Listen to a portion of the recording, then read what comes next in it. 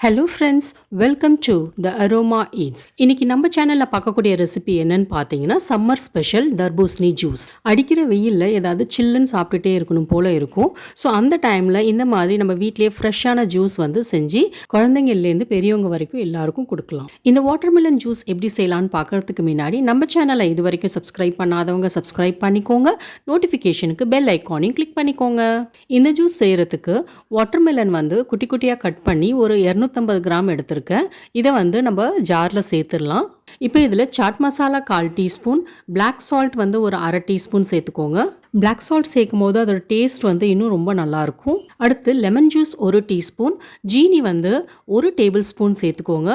இதெல்லாம் சேர்த்ததுக்கப்புறம் மூடிட்டு நல்லா நைஸாக அரைச்சி எடுத்துக்கோங்க.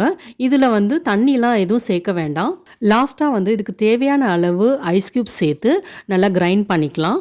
இப்போ அரைச்சதுக்கப்புறம் இந்த ஜூஸை வந்து நம்ம வடிகட்டிக்கலாம். வடிகட்டும் போது அந்த பல்ப் ஏதாவது இருந்துச்சுன்னா அதை வந்து ஸ்பேச்சுலா இல்லைன்னா வந்து ஸ்பூன் வச்சு நல்லா வந்து மசிச்சு அந்த மாதிரி எடுத்துருங்க. நான் எப்படி செய்கிறேனோ அந்த மாதிரி செஞ்சிடுங்க. பாருங்கள், இது நல்லா நைஸாக அரைச்சதுனால வந்து சக்கை வந்து கம்மியாக தான் இருக்குது. இந்த மாதிரி ஸ்பூன் வச்சு நல்லா இந்த மாதிரி ப்ரெஸ் பண்ணி செய்யும் போது நம்மளுக்கு ஜூஸ் நல்லாவே கிடைக்கும். இன்னும் கொஞ்சம் புளிப்பாக வேணும் அப்படின்னா வந்து ஒரு 1/2 டீஸ்பூன் வந்து எலுமிச்சம்பழம் ஜூஸ் சேர்த்து நல்லா கலந்து விட்டுக்கோங்க. அவ்வளோதான், சூப்பரான வாட்டர்மெலன் ஜூஸ் ரெடி ஆயிடுச்சு.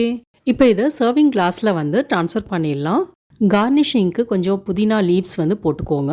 சர்வ் பண்ணுறதுக்கு முன்னாடி கொஞ்சம் ஐஸ் க்யூப்ஸ் போட்டு சர்வ் பண்ணிங்கன்னா இன்னும் சில்லுன்னு இருக்கும். இந்த சம்மர் ட்ரிங்க் வாட்டர்மெலன் ஜூஸ் உங்களுக்கு பிடிச்சிருக்கும்னு நினைக்கிறேன்.